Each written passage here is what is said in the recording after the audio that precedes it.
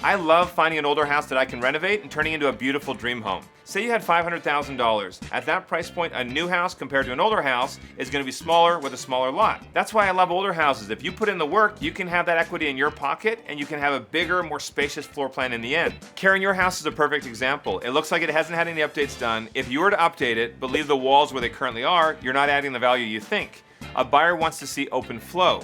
It's so important to know what other houses are on the market in your neighborhood. Are they older homes? Are they older and renovated? Are they new builds? I'm going to take you through a new build to give you an example of the kind of things you can do to your house to add some value. I'm Drew Scott, and this is Setting the Stage.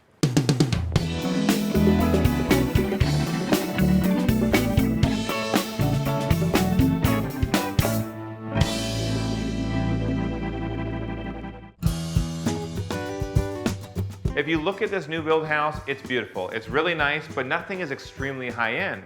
You do have shutters, California shutters, which are really nice, and the hardwood floors look great, but none of these elements are super expensive. These are all things you can do in an older home. Simple staging. There's not a lot of clutter in here, but it really sets the mood for how buyers would want to live in this space. Coming into the kitchen, these are prefab cabinets. It's a decent layout. They're maximizing the use of the space. You have quartz countertops and you have newer appliances. But once again, nothing is too expensive.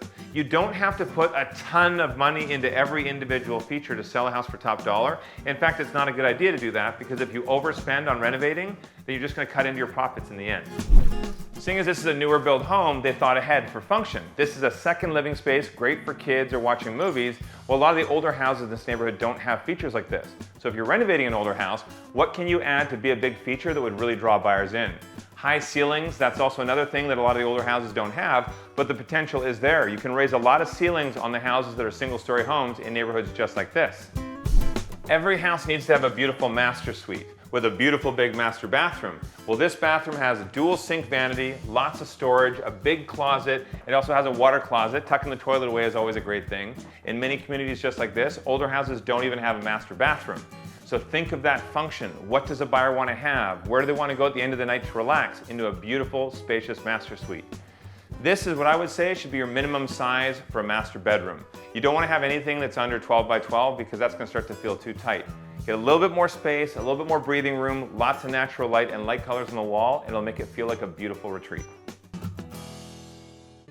So Karen, look at your house through the eyes of buyers. What kind of features do they want to see? What kind of function would they need in the house? And know what the competition is in the market. If you have new builds, you have to compete. Thanks for submitting your photo.